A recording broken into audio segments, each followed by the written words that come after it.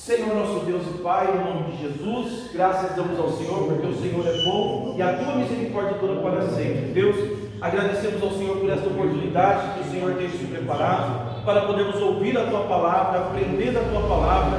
Pedimos que o teu Espírito Santo, que nos capacita, que nos habilita, possa, meu Pai querido, nos dar o entendimento que nós precisamos para que possamos ser um instrumento nas tuas mãos e granjear almas para o teu reino. É o que nós te pedimos e te agradecemos, em nome de Jesus. Amém e graças a Deus. Amém, irmãos? Amém. Hoje nós estamos estudando os livros históricos, né? Os livros históricos, eles pegam da época de Josué e vai até o livro de Neemias, né? Porque o livro histórico ele está trabalhando ali um período aproximadamente de 5 anos, e aí a gente já fez o livro de Josué na aula passada. Hoje nós estamos no livro de Juízes. O livro de Juízes vai demorar um pouquinho mais, provavelmente 2 aulas, porque ele pega um conteúdo um pouco mais extenso. Nós vamos falar dos 13 juízes, né? 12 homens e uma mulher. A mulher é Débora. Coloquei ela aqui, cadê? Aqui, ó. Coloquei ela aqui. Ela é a única mulher entre 12 homens que Deus levantou. Juízes começou em Otoniel, né? Logo após a morte de Josué, nós vamos falar isso aqui na sequência, e encerra com Sansão. Esses são juízes que estão dentro do livro de Juízes, mas Samuel também foi juiz. Samuel também foi juiz. Ele foi juiz, profeta e também foi sacerdote. Tá bom? Então, só que ele não se encaixa nesse livro de Juízes. Ele não se encaixa, porque já inicia primeiro Samuel, aí já começa a falar da história de Ana, Eucana e o nascimento de Samuel. Mas ele é o último juiz. Só que no livro de Juízes encerra em Sansão. Tá bom? Então, só para a gente relembrar o que a gente já falou na aula anterior, depois os irmãos também conseguem acompanhar lá no YouTube. A gente falou sobre a trajetória de Josué. Josué, ele vai iniciar conduzindo o povo para a terra prometida. Então a gente tem 2 líderes. A gente falou isso na aula passada. A gente tem Moisés e a gente tem Josué. Moisés é um líder diferente de Josué. Moisés é um líder manso. A Bíblia vai dizer que ele é o mais manso da terra. E Josué já não. Josué já é voltado para a espada, para a conquista. Então a gente precisa entender o ciclo que nós estamos vivendo para a gente entender a liderança que Deus levantou, porque toda liderança ela é levantada por Deus. Às vezes nós estamos acostumados demais com uma liderança, quando Deus levanta outra liderança a gente sente um choque. E às vezes questionamos, será que é de Deus? Mas não entendemos que Deus ele tem um líder para cada etapa da nossa vida. Então, para o povo sair do Egito e passar pelo deserto, tinha que ser Moisés. Se fosse, por exemplo, Josué, não daria certo, o povo não teria chego na terra prometida. Porque Josué, ele é um líder, que eu estava falando na aula passada, que ele é um líder que trabalha mais com espada. O ministério dele é marcado pela espada, porque ele é um líder que Deus levantou para conquistar. Moisés não, Moisés é um líder que Deus levantou para apacentar. Então quem apacenta e quem conquista é diferente. Então nós precisamos entender essa diferença para a gente saber em que ciclo nós estamos trabalhando, em que ciclo Deus está trabalhando com a gente. Tá? Então a gente vê Deus levantando Moisés conduzindo o povo para o meio do deserto. E no meio do deserto, quando a gente vê a aparição de Josué, já é naquela peleja contra os amalequitas, que Josué está na espada lá embaixo, e Moisés está em cima do monte, com Arão e os dois estão segurando a mão de Moisés, e Moisés está ali intercedendo. Nós já vemos ali a primeira aparição de Josué com a espada na mão. Então Josué é alguém que foi chamado para conquistar, com a espada na mão. Tá bom? Então nós precisamos entender, quando nós olhamos para o livro de Josué, nós vamos ver a trajetória que Josué está percorrendo, obedecendo a palavra de Deus. Até peço que os irmãos abram sua Bíblia em Josué capítulo 1, para a gente já fazer aqui uma comparação. Josué capítulo 1, verso 9.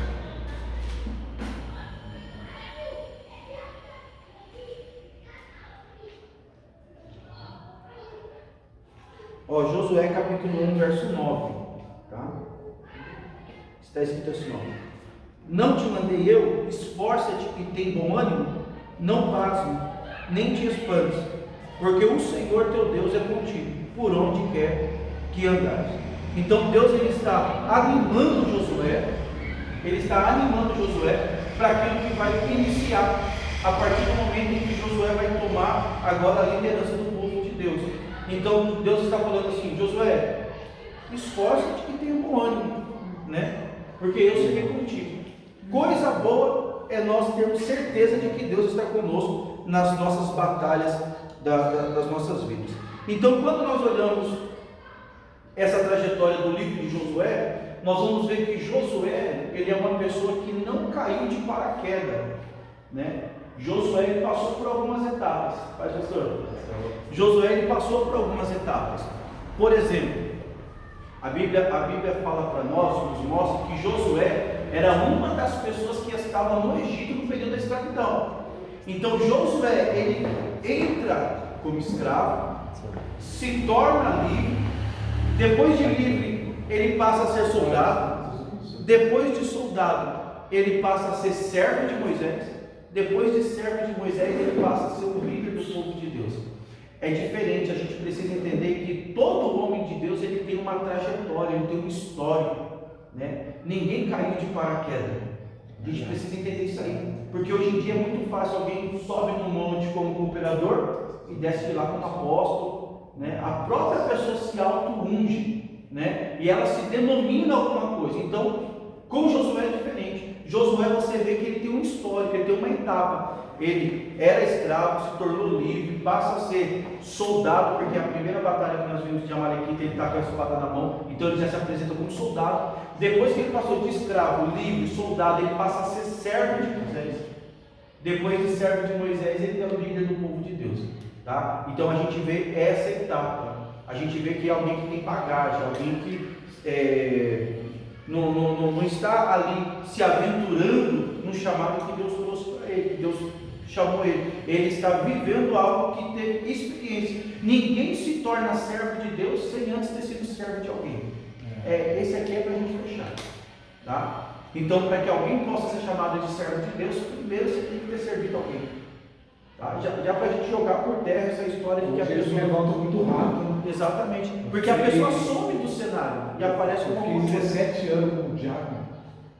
Eu fiquei 5 anos na época como diácono, porque no ministério que nós congregávamos não tinha obreiro. Fiquei 5 anos, mas os 5 anos que eu fiquei, eu não oscilava na fé.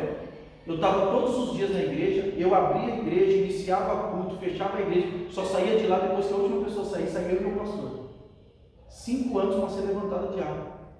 Não é que nem hoje, né? Que chegou o congresso, está perto do congresso, a pessoa já começa a vir para a igreja. Já pessoas estão ganhando ajuda. Eu conheço pessoas que não sabem pregar e já é presbítero.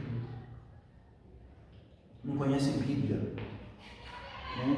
O obreiro tem que saber manejar bem a palavra da verdade, a palavra de Deus.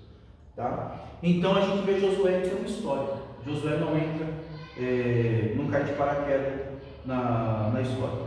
Então a gente vê, a Bíblia inicia o livro de Josué, capítulo 1, dizendo assim, ó, e sucedeu depois da morte de Moisés, servo do Senhor, como Moisés é servo do Senhor. E o Senhor falou a Josué, filho de Nun, servo de Moisés. Eu só vou reconhecer Josué depois que eu souber que ele serviu alguém. Obra de Deus é isso, irmão. Obra de Deus. Se você nunca serviu alguém, você não vai ser servido. Aí você vê pessoas usando o próprio Jesus, não tem autoridade. Ele já veio para servir. Já veio para servir. Ele falou. Melhor, né?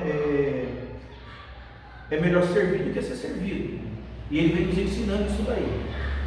O livro de Josué, por algumas etapas que a gente vai ver no livro de Josué, a gente vai ver a falha que acontece no livro de Josué quando nós pegamos Juízes. Deixa eu ver, eu até marquei aqui. Juízes capítulo 2, verso 10.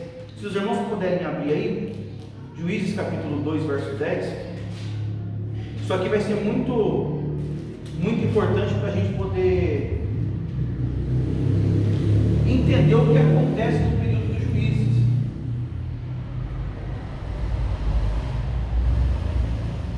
Juízes capítulo 2, verso 10.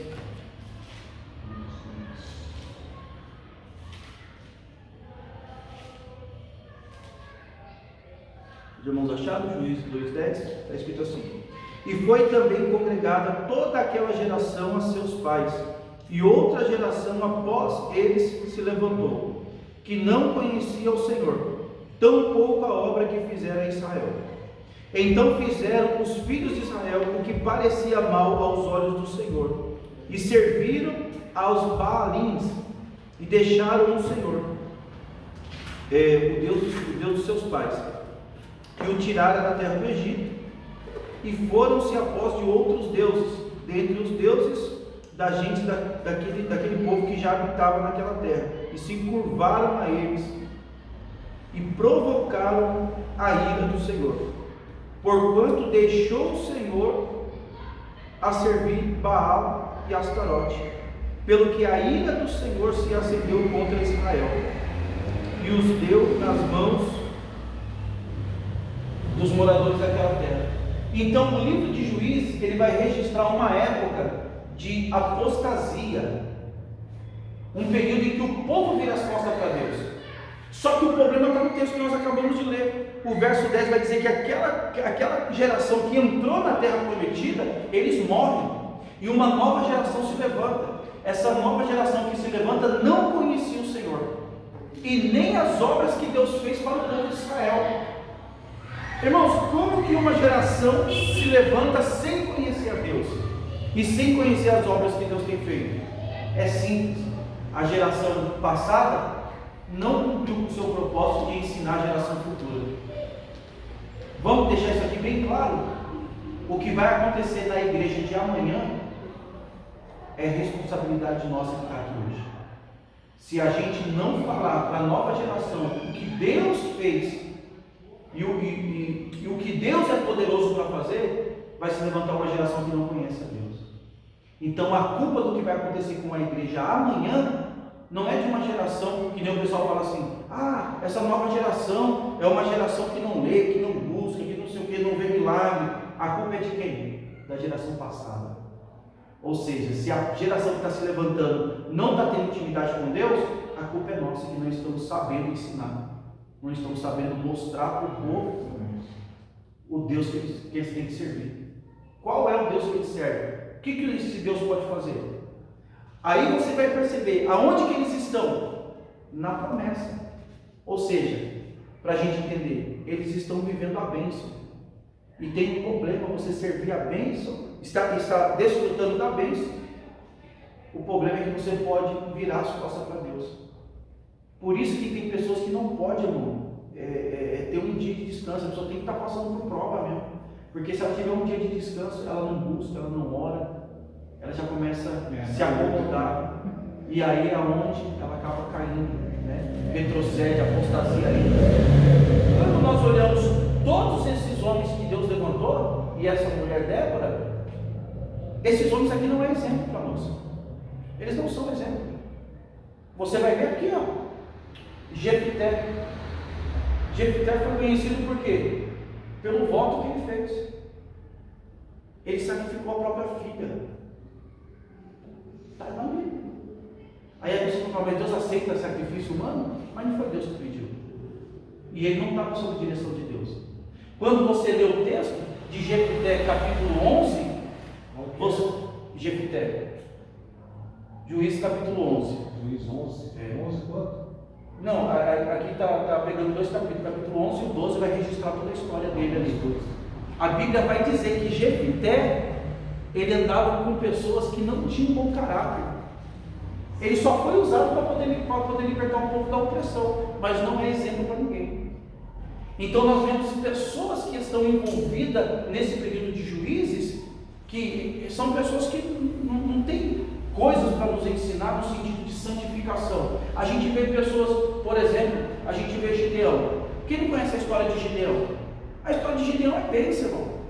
Mas vai ler a história de Gideão. Por que se levanta Abimeleque, filho de Gideão? Porque ele não quis continuar fazendo o que era para ele fazer.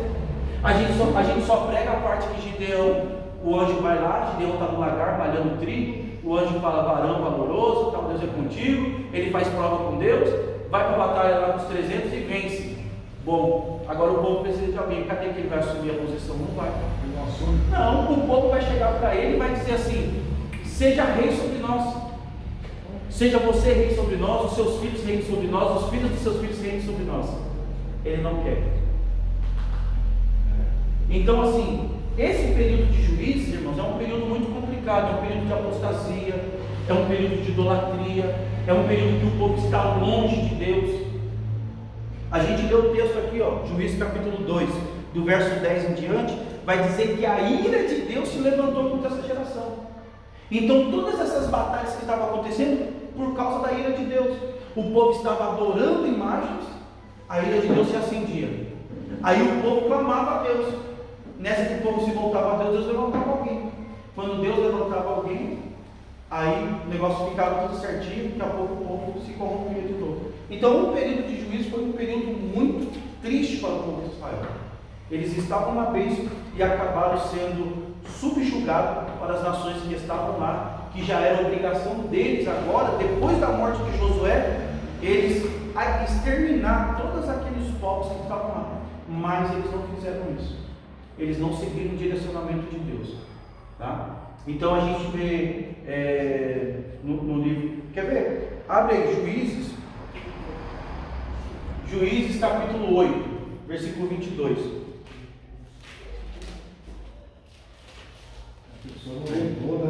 Não, a gente só pega a parte que é bênção. Aí não foi por falta de avisar. Não foi por falta de avisar. Josué 23.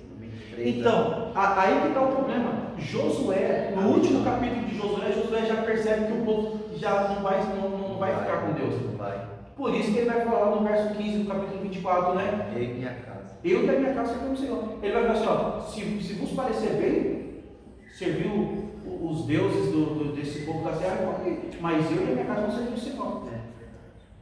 Ele fala, e no versículo 24, o povo vai dizer assim, que eles vão servir a Deus e fazer tudo o que Deus mandar. Fala isso no livro de Josué e começa o livro de Juízo, o povo está longe de Deus. O povo não serve. Juízes capítulo 8, verso 22. 8, 22. Então os homens de Israel disseram a Gideão: domina sobre nós, tanto tu como teu filho e o filho do teu filho, porquanto nos livraste das mãos dos medianitas. O povo viu que Deus era com Gideão, Gideão libertou o povo das garras dos medianitas. O povo falou: é isso que a gente quer, seja rei sobre nós. Pode ser você, o seu filho, os filhos do seu filho. O povo estava pedindo um rei e querendo ficar debaixo de uma dinastia, porque quem ia assumir era quem? Gideão e os filhos de Gideão. Agora olha o verso de número 23. O que Gideão vai falar aqui parece até uma frase bonita, né? O que Gideão vai falar: porém Gideão lhe disse: sobre vós eu não dominarei, tampouco meu filho sobre vós dominará, o Senhor sobre vós dominará. Gideão está deixando bem claro: gente, não queira ser dominado por homens, é teocracia, é Deus que governa. A fala de Gideão é bonita, mas Gideão está fugindo de algo que era para ele permanecer. Era para Gideão liderar o povo ali, não era para ser rei, mas era para liderar, era para ele assumir o papel. E o que acontece? Ele não assume o papel. O que vai acontecer? O filho dele vai assumir. Ó, a gente leu 8, 22 e 23. Agora vai para o capítulo de número 9, próximo capítulo aí. Olha o verso 1. E Abimeleque, filho de Jerubal é Gideão, tá? É o outro nome dele. Aí esse camarada aqui, ó, Abimeleque, ele vai chamar os 70, vai chamar o pessoal da tribo ali, e vai chamar e vai falar assim, ó, eu posso reinar sobre vocês. Vocês querem estar sendo debaixo de um jugo de 70 pessoas, ou eu posso reinar sobre vocês? Gideão tinha 70 filhos. Está escrito na Bíblia.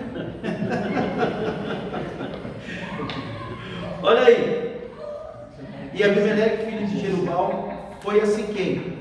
Aos filhos de sua mãe, e falou-lhe a toda a geração da casa do pai e da sua mãe, dizendo: falai, peço-vos, ao ouvidos de todos os cidadãos de Siquém, qual é melhor para vós? Que 70 homens, todos os filhos de Jerubal. Gideão tinha 70 filhos. Capítulo 9, o capítulo 9, verso 2 está falando dos 70 filhos.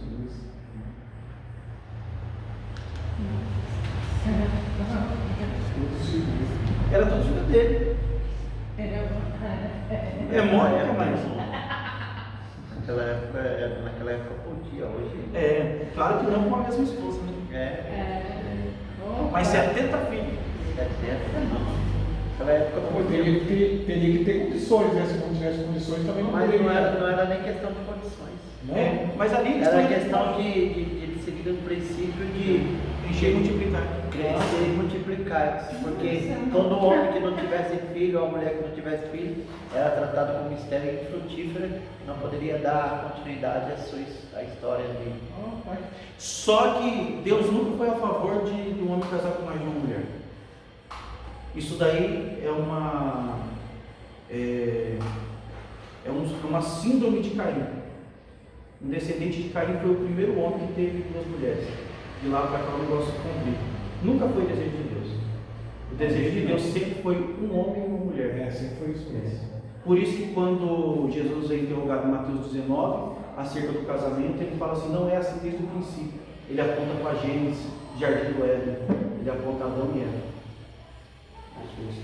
E o Adão fizeram, acabou. Uma mulher. Poderia casar, questão de 1000 vezes. Mas ter duas esposas nunca foi projeto de Deus. Até o nosso pai na fé, que é Abraão, ele faz algo que Deus não aprova. Porque sabe qual é o certo? É o que Isaac faz. Isaac orou incessantemente para Rebeca gerar o filho. Abraão não. Abraão quis dar um jeitinho. Então até o nosso pai na fé, você vê que ele não tem tantas coisas boas. Mas isso é culpa de Sarai, né? Que ela viu que estava chegando a idade avançada, ela vai pegar só com os combinos e vai para poder multiplicar isso. E dar descendente para o seu filho, para que a promessa de Deus se cumpra. Agora, em cima disso daqui, irmãos, Gideão ele se torna juiz de Israel no capítulo 6. A história de Gideão vai do 6 ao 8. Abimeleque é filho de Gideão. Ele vai assumir após Gideão. No capítulo 9 nós temos a história de Abimeleque. Agora vai aparecer um cara no verso 7 aí, que o nome dele é Jotão. Jotão, ele é o filho mais novo de Gideão. Porque, sabe o que Abimeleque vai fazer? Ele vai matar os 70 irmãos que ele teve. Nossa. Vai matar todos, para que ele possa reinar sobre o povo. Ele vai matar. Só que Jotão foge. E Jotão vai contar uma parábola. Essa parábola eu quero compartilhar com os irmãos. Juízes capítulo 9, verso 7.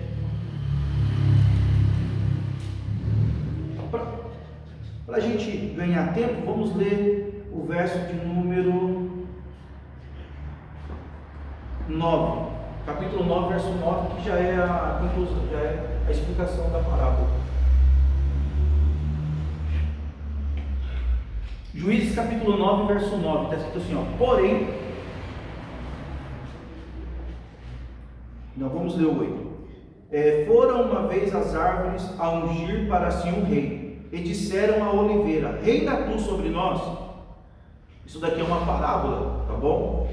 As árvores se reuniram e falaram para a oliveira, reina tu sobre nós.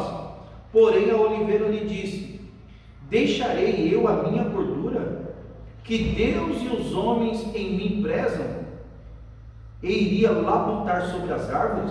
Você vê que ela recusa. Olha o verso 10. Então disseram as árvores à figueira, vem tu e reina sobre nós.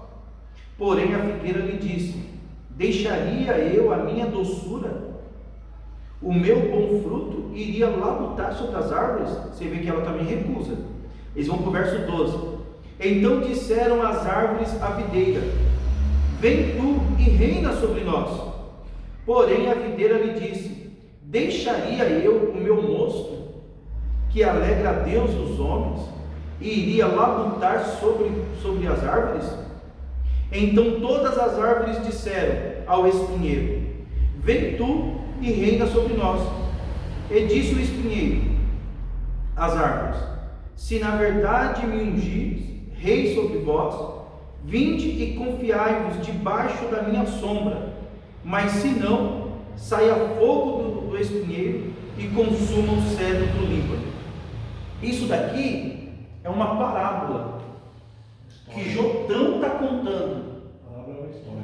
Exatamente, parábola é porque assim, está querendo mostrar um ensinamento. Aí o que está acontecendo? Ele está falando assim: olha, as árvores chegaram até a oliveira e falaram assim: Oliveira, vem reinar sobre nós. Ela falou: eu vou deixar minha gordura, que alegra a Deus e os homens, para lá lutar sobre as árvores, pelas árvores. Ela recusa. Ele vai para a videira. Videira, reina sobre nós. Isso é as árvores falando, porque essas árvores elas têm um símbolo muito forte em Israel, então serve de referência, como se fosse uma árvore nobre. A videira vai falar: eu não.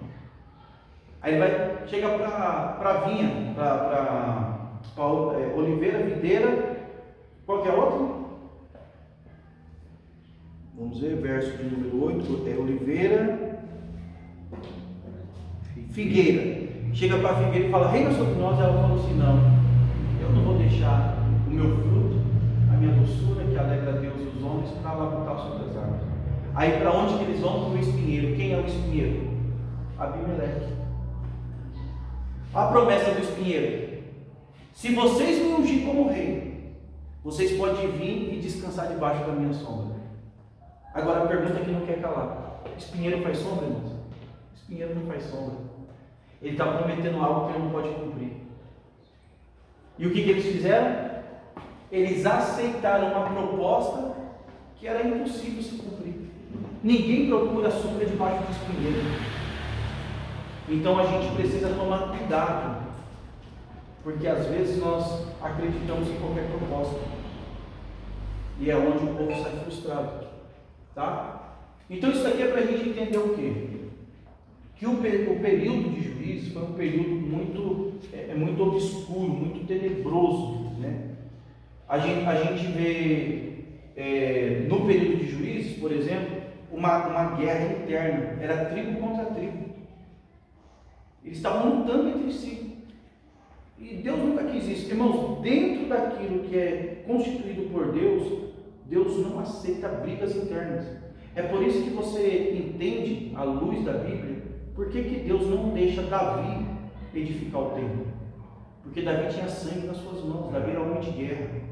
Mas Deus fala assim, que Salomão iria edificar. E a Bíblia vai mostrar para nós que o reinado de Davi foi um reinado de conquista, de guerra. Mas o reinado de Salomão é um reinado de paz. Porque é necessário que alguém de paz edifique a casa, porque a casa de Deus tem que ser para nós um lugar de paz e não um lugar de guerra. Esse é o ensinamento que traz ali. Davi é um negócio, é que nem Josué. Josué, você viu que o negócio dele é na espada. Ele quer conquistar, ele vai para cima. Moisés já não, Moisés intercede. Moisés chega diante de Deus e fala: ó, risca o meu nome no livro da vida. Não faz mal para esse povo. Se fosse com Josué, isso não acontecia. Porque Josué, ele está sempre pronto para a batalha. O anjo do Senhor aparece para falar com ele, ele já puxa a espada e fala: você é dos nossos ou é contra nós? Ele não quer saber, o negócio dele é lutar. Né? E Josué é um tipo de líder que, se o povo chegasse e falasse assim: nossa, que saudade de Moisés, ele já olhava de cara feia. E se falasse 2, 3 vezes, ele já puxava a espada e falava assim: ó, vamos parar com esse assunto, senão eu vou passar a espada. Só para você entender. Josué é uma liderança mais assim. Tá? Ele não quer deixar o pessoal preso naquilo que foi do passado.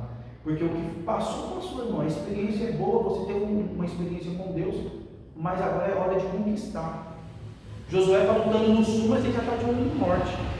Enquanto ele está batalhando aqui, ele já está construindo estratégia na cabeça. Opa, tem coisa para a gente conquistar lá no norte também. Então Josué, Deus levantou isso para ele. Josué ele vai tomar uma atitude que não foi Deus que mandou. Ele chega para o povo e fala assim: ó, santificai hoje, porque amanhã o Senhor fará maravilha no meio de vós. E quando Josué fala isso, justamente para que tenha aquela passagem do Jordão, Josué está pedindo para o povo se santificar. Por que Josué pede para o povo se santificar? Porque quando Deus se manifesta para Josué, Deus vai falar assim: não aparte da sua boca o livro da lei. A mesma expressão, não aparte da sua boca o livro da lei, é a mesma expressão que hoje nós usamos. Irmão, precisa se santificar, precisa ser santo, precisa ser separado. O não apartar o livro da lei da boca é se santificar. Então Josué entendeu, porque líder que é ligado com Deus, ele entende, irmãos. Deus só dá um direcionamento, ele já sabe como que Deus quer que trabalhe. Então ele falou, opa, Deus falou, não aparte do da lei. É o seguinte, todo mundo se santifica. Não é que nem Moisés, que Moisés fazia pelo povo, não. Todo mundo se santifica, porque amanhã Deus vai fazer maravilha no meio de vós. Mas para fazer maravilha no meio de vós, tem que se santificar hoje. Então a gente precisa entender. A gente vai entender que quando muda de liderança, quando muda o governo, a gente precisa entender o ambiente que a gente está. Quando Deus usa Moisés para tirar o povo do Egito, não precisou Moisés falar para o povo se santificar, para o mar abrir. Mas para o Jordão abrir, precisou Josué falar para o povo se santificar. E aqui tem um ensinamento, irmãos, profundo, que às vezes as pessoas olham e não percebem. Porque para você sair do Egito, Deus não vai exigir nada de você, quem vai fazer é Ele.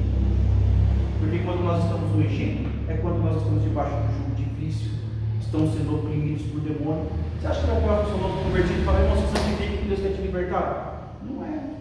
Você vai ter que pagar um preço e interceder para aquela pessoa, para que ela possa ter força para lutar. Claro que vai necessitar da vontade da pessoa, mas quem tem que pagar o preço é o líder.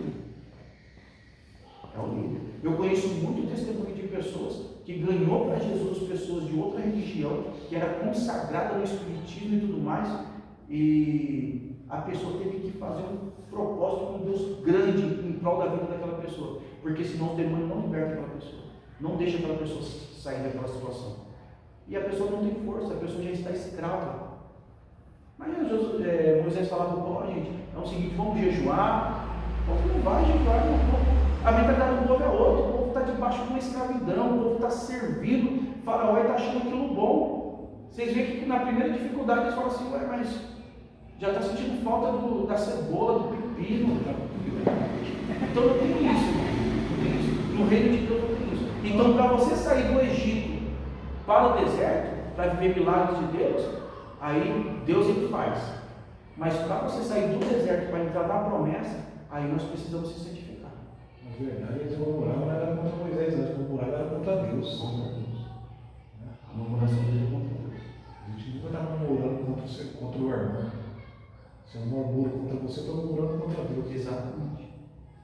Porque todos nós que somos levantados por Deus, nós representamos Deus na terra. É por isso que dentro do reino de Deus, quem trata com o liderado é o líder, mas quem trata com o líder é Deus. A gente vê isso na história de Saul e de Davi. Saul está tentando matar Davi a todo custo.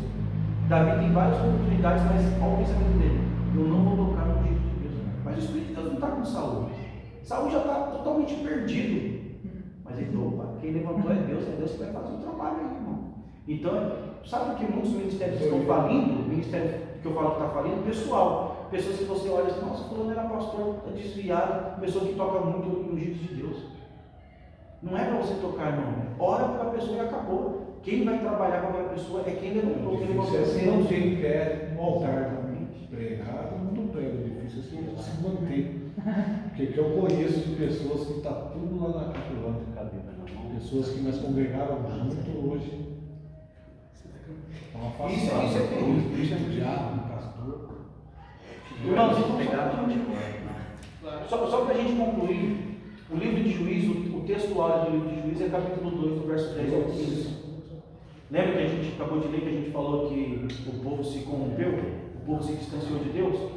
Olha aí em Josué, no livro anterior, capítulo 24, verso 24. A gente já falou sobre isso também, mas eu vou mostrar para os irmãos, porque aí os irmãos já ficam familiarizados com o texto também. Josué, capítulo 24, verso de número 24. O povo promete, mas não cumpre, irmãos. E Josué viu que o povo estava totalmente afastado de Deus. No verso de número 15, ele vai fazer aquela indagação. Porém, se vos parecer mal aos vossos olhos servir o Senhor, escolhei hoje a quem servais: aos deuses de quem serviram os vossos pais, que estavam ali no rio do Jordão, ou os deuses dos amorreus, cuja terra habita. Porém, eu e a minha casa serviremos ao Senhor. Aqui, Josué já está tendo um conflito com o povo. Essa é a real. Josué já não suporta mais o que o povo está fazendo. Aí no verso 24 o povo vai fazer uma promessa mentirosa no verso 24. E disse o povo a Josué: serviremos ao Senhor nosso Deus e obedeceremos a sua voz. Assim fez Josué concerto naquele dia com o povo e pôs estatutos e direitos em Siquém. O povo falou, irmãos, que ia servir a Deus, mas o povo não serviu a Deus. E isso que acarretou esse período muito estranho, que é o período de juízo. O povo vivendo situações.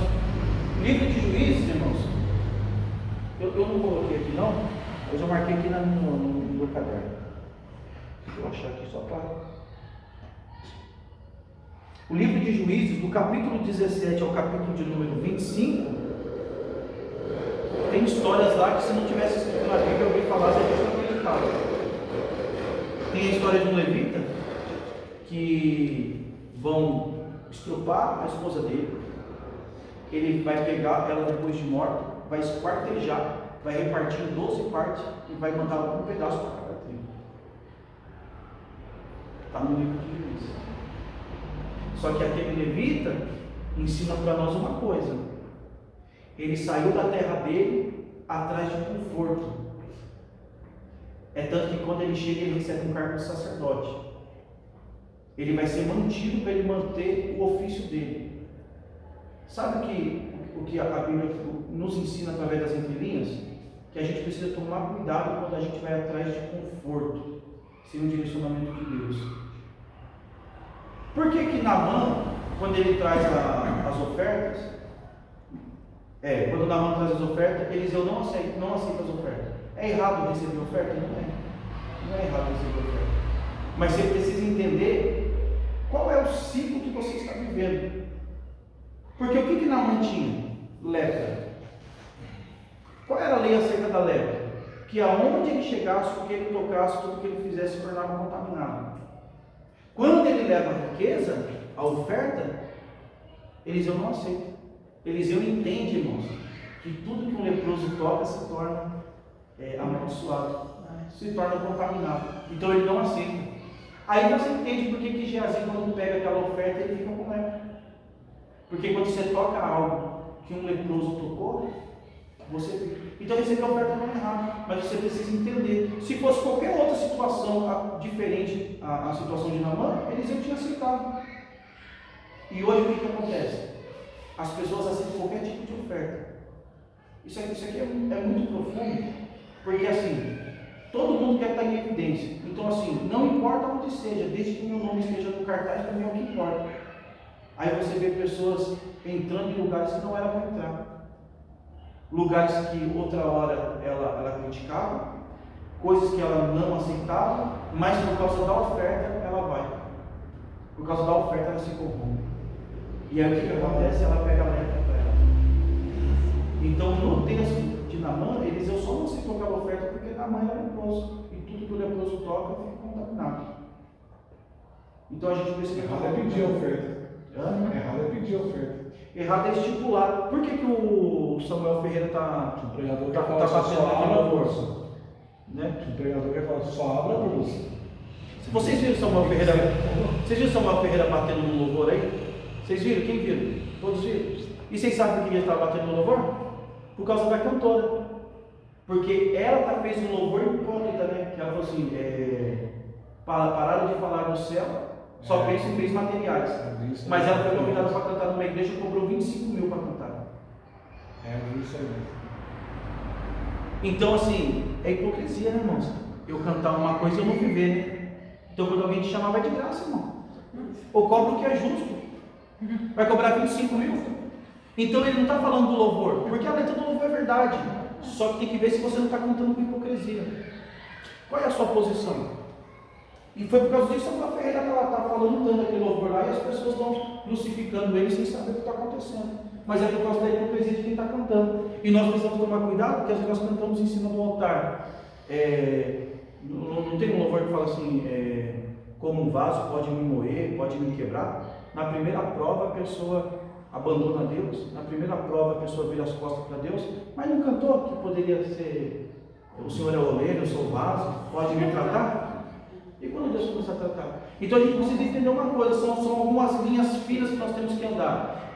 É possível você viver na bênção sem se corromper, mas é possível também você estar na bênção e virar as costas para Deus. O povo de Juízes é isso. Eles estão dentro da promessa, na terra que Deus prometeu, mas viraram as costas para Deus. Pastor, é possível viver na bênção e não virar as costas para Deus? Jó era rico, mas Jó era íntegro, se desviava do mal. A prova que Jó não se corrompeu com a prosperidade que Deus deu, e no final da sua história Deus dá em dobro. Deus falou, posso dar em dobro, você não perde. Hoje não. Hoje, se uma pessoa anda a pé, se você der um carro, você perdeu a pessoa. Mas sentiu vontade de desistir de parar. Ele, Jeremias, né? Vontade todos nós sentimos. Jeremias fala que ele não ia fazer mais nada para Deus. E ele mesmo responde, né? Ele mesmo responde. Esse é uma pessoa que tem convicção do seu chamado. Irmãos, só que Deus fala lá no versículo 5 que ele foi escolhido. Mas ele entendeu que na verdade era um propósito de Deus, né? Não era Deus não estava colocando uma situação difícil na vida. Era um propósito. Exatamente. Mas Jeremias ele quer parar, quer desistir. Por causa que a luta está forte, né? A questão que não passa por luta é mentira. A marca de todo aqueles que foram chamados por Deus é que você vai sentir vontade de desistir. A luta vem, mas você não desiste. A luta vem. Porque você sabe que a palavra de Deus ela queima os nossos ossos. Quanto mais você busca conhecimento, mais a luta vem. Hoje a gente deu só uma introdução do livro de Juízes, tá bom? Na aula que vem a gente vai esmiuçar um pouco mais sobre cada juiz que Deus levantou, tá? E a gente vai fazer uma divisória no livro de Juízes para a gente poder entender. O livro de Juízes a gente vai pegar 2 aulas, por quê? Porque é um livro que tem um pouquinho mais de informação para a gente estudar. Já peguei algumas hoje foi só para os irmãos estarem familiarizados com o texto. Eu mandei no grupo lá, as informações que eu escrevi aqui, eu já mandei no grupo lá, depois os irmãos olham com calma lá, os irmãos vão entender. Tá? Aqui eu abreviei algumas coisas. O Sangar aqui, ó, ele matou 600 filisteus só como se fosse uma flechada de um boi. Ele matou 600. Ó, esse Eude aqui, ó, ele era canhoto. Ele liberta o povo de Deus por causa de uma estratégia que Deus deu. Ele era canhoto. E canhoto na Bíblia, irmão, era tido como amaldiçoado. Você vê até no Salmo 91. No Salmo 91 1000 cairão lá de 10.000 à sua direita. O canhoto ele é sempre desprezado. A Bíblia tem como amaldiçoado, tá? Então a gente depois vai falar com um pouquinho mais de calma aí e pegando um pouquinho mais de detalhe. Eu vi uma pessoa dizendo que no princípio era Adão e Eva, né? No princípio, Adão e Eva. E os 2 filhos, que eram Caim e Abel. Mas Caim matou Abel. E ele fugiu de quem? Se no princípio só era eles. É porque tinha uma outra geração. Eles têm que foge. É porque assim, ó, a Bíblia não é um livro para poder saciar dúvidas, né? Não é um livro para tirar dúvida. Ela está focando uma história, uma trajetória. O Caim e Abel são personagens que estão em destaque naquela história que a Bíblia está registrando. Mas ele não foge. Não, mas você não sabe quanto tempo Adão viveu no jardim. Então já tinha outra. Já teve outros filhos? Tinha. A prova que teve outros filhos porque Deus falou, vai multiplicar as dores de parto. Vai multiplicar do zero, não tem como. Tudo que é multiplicado por zero é zero. Então já teve filhos. Não é relatado porque a Bíblia ela pega aqueles personagens que são foco para poder trazer uma linha e dentro daquela linha a gente entendeu o que Deus está fazendo aquele propósito. Mas é por causa disso que não fala. Não teria sentido ele colocar. De forma não teria. Por quê? Porque é que nem, por exemplo, alguém chegar e falar assim, qual é a marca que Caim tinha na testa? Irmão, isso daí não vai mudar nada. Eu não preciso saber qual é a marca que Caim estava na testa. O que para mim é suficiente é que a Bíblia fala que Deus marcou Caim. E por que Deus marcou Caim? Todos que os seus irmãos olhassem para ele, sabiam a marca que ele tinha. Como se fosse uma lepra. Você acha que as pessoas depois não sabiam o que Jesus fez? Isso é uma marca. Tá? Então assim, tem coisas na Bíblia. Qual é o fruto que ela comeu? Que Eva comeu? Para a gente não tem importância. O importante para nós é que ela quebrou um princípio. E a Bíblia está mostrando para nós que todo princípio que você quer, o mesmo princípio vai quebrar. Então, as pessoas querem pegar discussões, aí começa, principalmente ateu. Mas casou com quem? Se só tinha a mulher. Irmão. Os caras querem caçar assunto. E aí é onde os caras vão começar a ter pano para a manga Só que até os ateus, com essas dúvidas que ele tem, é uma estratégia que Deus usa para poder salvar. Quem nunca ouviu falar do C.S. Lewis? C.S. Lewis é um teólogo, cara, os livros do cara é tremendo. Ele era ateu. E como que Deus ganhou ele? Porque ele começou a estudar a Bíblia e a história do povo de Deus para poder questionar. Nessa que ele começou a estudar a Bíblia, Jesus teve um encontro com ele. Você debater com um cientista. E tem muitos cientistas aí, homens de Deus. Ele vai fazer cada pergunta para você, falar sobre a caneta. Vai começar, você vai ficar doido. Dos anjos lá na ponta da caneta. Tá bom, irmãos? Então, se vocês entenderem aqui, essa aqui é a introdução para o livro de Juízes. Na aula que vem a gente vai esmiuçar um pouco mais. Tá bom? Aqui a gente divide até o último juiz. Tá? Eu falei no comecinho da aula. Tem 13 pessoas aqui registradas. São 12 homens e uma mulher. Mulher que sobressai é Débora. Ela vai liderar junto com Baraque. Tá bom? Só que o último juiz não é Sansão, porque Samuel também é juiz. Só que já Samuel não está no livro de Juízes. Samuel está. Começa a história dele primeiro. Samuel. Agora eu lembrei. E outra coisa. A gente não tem prova de quem escreveu o livro de Juízes. É dada a autoria a Samuel, mas não tem prova. Mas a tradição aceita. Então, quem escreveu o Juízes foi Samuel. Tranquilo, porque não tem nem prova nem contra. Tá? Não tem ninguém que rebate. Não temos prova que foi ele que escreveu. Mas é dado por causa da tradição judaica. É dado a autoria para ele. Então, o livro de Juízes são isso aí. Para os irmãos guardar de cabeça, lembra dos 12 apóstolos. Jesus teve 12 apóstolos. Então, o livro de Juízes tem 12 juízes homens e uma mulher, que são 13. Tá bom? Vamos colocar de pé, vamos fazer uma oração? Os irmãos querem perguntar alguma coisa referente a isso? Eu já peguei um pouquinho, né? Nós vamos pegando mais um pouquinho, né, Júlio?